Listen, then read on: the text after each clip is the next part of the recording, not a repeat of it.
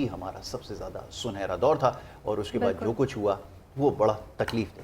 ان حوالوں سے مزید ہم بات کریں گے اکانومی کے حوالے سے۔ ہمارے ساتھ اس وقت ڈاکٹر شہباز ماہر معاشیات موجود ہیں۔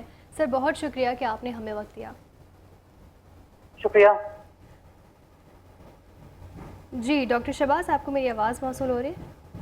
ہاں جی، مجھے آپ کی آواز آ رہی ہے۔ ڈاکٹر صاحب، ہم یہ دیکھ رہے ہیں کہ پاکستان میں تو مانسون انٹر ہو چکا ہے، اور کراچی کی اسپیشلی بات کی جا رہی ہے کہ کراچی میں بھی مانسون کا اسپیل آنے والا ہے کچھ دنوں میں، اور ہم یہ دیکھ رہے ہیں کہ دوبارہ سے اربن فلڈنگ کا خدشہ بھی ظاہر کیا گیا ہے پنجاب میں بھی اور سندھ میں بھی۔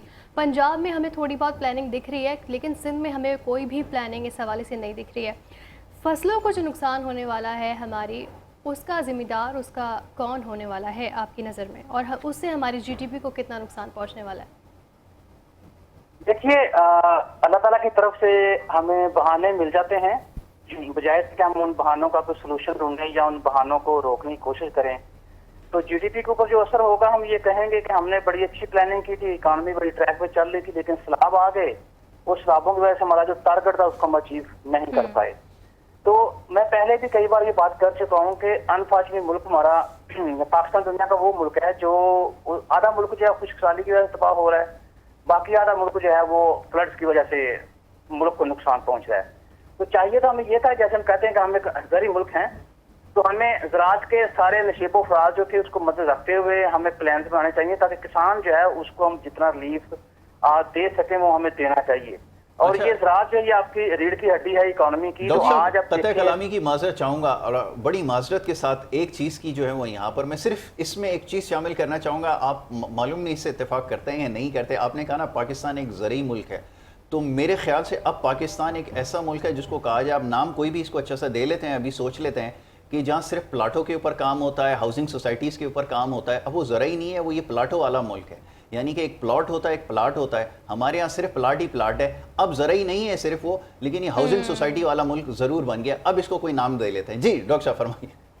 ہاں یہ وہ بات ہے کہ بالکل ٹھیک ہے، مسئلہ یہ نا کہ وہی بات جو میں نے کی کہ ہمیں اس ساری چیزوں کو مد رکھتے ہوئے پلاننگ کرنی چاہیے تھی۔ اب جو ہاؤسنگ یا ہاؤسنگ سوسائٹی جو ہیں وہ جتنی زرعی زمین ہے اس کو پلاٹنگ ساری ہو رہی ہے، اور مجھے کل پتا چلا ہے کہ جتنی ہاؤسنگ سوسائٹیز ہیں پاکستان کے اندر اس میں تقریباً 33% ہاؤسنگ سوسائٹیز ایسی ہیں جن کے پاس سیوریج کا کوئی سسٹم ہی نہیں ہے۔ ایسا ہی جب سیوریج کا کوئی سسٹم نہیں آپ کے پاس ہوگا، تھوڑا سا پانی یا تھوڑی سی بارش بھی ہوگی تو ظاہر بات ہے پانی سارے کا سارا اکٹھا ہو کے آپ کو نقصان پہنچائے گا۔ اور جو بات آپ کہہ رہے ہیں کہ ہم زرعی ملک برائے نام بھی رہ گئے، میں بالکل اس سے اتفاق کرتا ہوں، کیونکہ ہم گندم امپورٹ کرتے ہیں، ہم دالیں امپورٹ کرتے ہیں، ہم چینی امپورٹ کرتے ہیں، ہم اور بہت ساری ضروریات زندگی کی جو اشیاء ہیں وہ امپورٹ کرتے ہیں۔ تو کہیں تو ہم ایک زرعی ملک رہ گئے ہیں، لیکن میں بات یہ کر رہا ہوں کہ چلو جتنا زرعی ملک ہم ہیں کم سے کم اس کا تو خیال کر لیں۔ اگر اسی کا ہم خیال کرتے تو میرے خیال اس میں بھی ہم سروائیو کر سکتے ہیں۔ لیکن بات وہی آ گئی کہ ہر بندہ اپنے اس میں لگا ہوا بھی، جیسے دیکھیں الیکشن ہیں، اگر 4 سیٹیں میں جیت جاتا زیادہ تو الیکشن فیل تھے، اب میری مخالف پارٹی 4 سیٹیں زیادہ جیت گئی تو میں ڈنڈورا پیٹ رہا ہوں کہ یہ فارم 47 کی گورنمنٹ ہے۔ تو اسی فارم 47 کی گورنمنٹ کے اندر آپ کے والد صاحب جو پریزیڈنٹ بھی ہیں، تو یہ آپ کو خیال جو ہے 2 سال یا 2.5 سال بعد کیوں ہے؟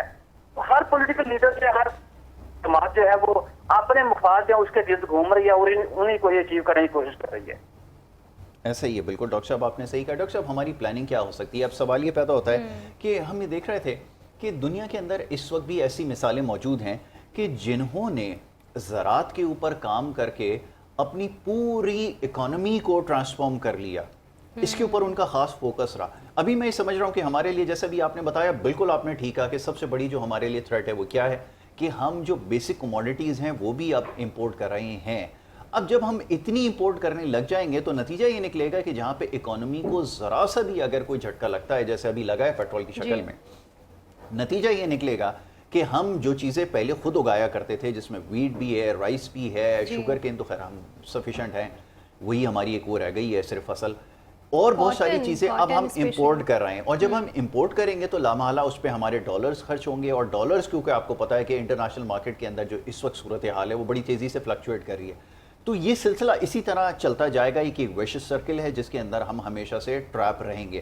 تو حکومت کی کوئی ترجیحات میں نظر نہیں آ رہا کہ یہ اتنا بڑا سیریس پرابلم ہے کہ پاکستان ویٹ میں سرپلس ہوا کرتا تھا، آج وہ تھرڈ کوالٹی کی جو ہے وہ ویٹ امپورٹ کر کے مہنگے داموں پہ اپنے لوگوں کو فروخت کر رہا ہے۔ कैसे स्ट्रेटजी बनेगी, यहाँ तो कंसिडरेशन में कुछ नजर ही नहीं आ रहा। और टिल डेट मेरे पास कोई ऐसा प्लान नहीं है जो मैं अपने देखने वालों के साथ शेयर करूं कि हम एक बहुत बड़ा इकोनॉमिक रिफॉर्म लेकर आ रहे हैं by the virtue of agriculture. कोई ऐसी पॉलिसी नहीं है। डॉक्टर साहब, आपके इल्म में अगर है कोई ऐसी तरक्की हो जाए पाकिस्तान जैसे मुल्क के अलावा, अगर मॉड्यूल कहीं और हो और वो एग्जीक्यूट कर जाए, तो हमें उसके बारे में ज़रूर बताएं अगर ऐसे बात बन जाए तो। जी उसमें पहली बात यह है कि ठीक है, मैं समझता हूँ कि आपकी अकल इतना काम नहीं कर रही, मैं ये भी समझता हूँ कि आपके अंदर इतना वो विजन नहीं है कि चीज़ों को हम लंबे अरसे के लिए देखें। तो कम से कम जो आपके दोस्त पार्टनर मुल्क हैं लाइक चाइना, तो उसकी जो पॉलिसी है उसको कम से कम कॉपी कर लें। हम ये बड़े फख्र से बताते हैं कि चाइना की हमने एयरलाइन खड़ी की, चाइना को हमने डैम टेक्नोलॉजी, चाइना को हमने ये चीज़ ट्रांसफर की, तो चाइना हमारा वो बहुत बड़ा अच्छा दोस्त है। तो आप उस अच्छे दोस्त से कम कोई एक सिस्टम लेकर उसको कॉपी कर लें। फॉर एग्जाम्पल अगर हम ज़राअत की बात करें, देखिए एक वक्त था, मैं बचपन में हम भी देखते थे किसान जो था 10 मरला या कनाल जगह जो उसको सब्जियां उगाता था, ये लहसुन उगाता था, प्याज उगाता। किसान को आहिस्ता आहिस्ता क्योंकि आपने इतना वो रगड़ा दिया कि उसने वो भी चीजें जो है लोकल लेवल पर प्रोड्यूस करना बंद कर दी या उसने काश्त करना बंद कर दी। उसके बाद ये था किसान की आमदन जो थी वो आपके सामने, तो किसान बेचारा मजबूर हो गया। आपने आपकी जो पॉलिसी थी एग्रीकल्चर वो थी नहीं, तो किसान इतना ज्यादा मजबूर हो गया कि छोटे जिम्मेदार जो थे जिनके पास 2 एकड़ 2.5 एकड़ 3 एकड़ 4 एकड़ या 5 एकड़ वो बेचने में मजबूर हो गए। और आप आज देखें, आप शहर से बाहर निकले आपको उसको काश्त करना चाहिए, देख लो काश्त नहीं कर रहे। आप यही चीज अगर चाइना में देखें, वहां पे आपको 1 इंच जमीन जो है वो भी खाली नहीं मिलेगी। किसी के पास 2 मरले जमीन है तो उसने 2 मरले के ऊपर फसलें काश्त की हुई हैं, किसी के पास 3 मरले जमीन है, किसी के पास 4 एकड़ है, 10 एकड़ है। तो मकसद बात करने का ये एक कुदरती जराए था, आपको अल्लाह ताला की जात ने दिया होता, तो इसकी हमें कदर करनी चाहिए थी। तो चाइना की जो कम से कम एग्रीकल्चर पॉलिसी है उसी को लेकर चलें। फिर हमें एग्रीकल्चर को टेक्नोलॉजी के साथ जोड़ना चाहिए था। हमारी टेक्नोलॉजी क्या है कि हमने कहा कि हमने सिर्फ 80% लोग जो है उनके हाथ में मोबाइल दे दिए, उनको हमने 4G दे दिया, उनको 5G की तरफ मूव करना चाहिए। हमारी टेक्नोलॉजी ये है। वहाँ किसान को टेक्नोलॉजी के साथ उन्होंने मुंसलिक किया है, किसान को बताया। और आप देखें आए दिन वहाँ पे उनके ज़राअत सेक्टर जो है उसके अंदर नई नई चीजें जो मुतारफ कर रहे हैं, नई नई फसलें वो बना रहे हैं। तो हमें कम से कम वही चीज दे देनी चाहिए थी। तो खाली सिर्फ ये कि फूड जो है वो जाएं और दीवारें चीन के ऊपर जाकर तस्वीरें बनाकर उसके ऊपर एक्स के ऊपर या फिर उसको इंस्टा के ऊपर वो पोस्ट करें और बताएं कि हमारा ये दौरा जो है बड़ा कामयाब रहा है। दौरे हमेशा कामयाब आपके रहते हैं, वो तस्वीरों से नहीं रहते, वो एग्रीमेंट करने से भी नहीं रहते, वो आउटपुट से कामयाब दौरे बनते हैं आपके।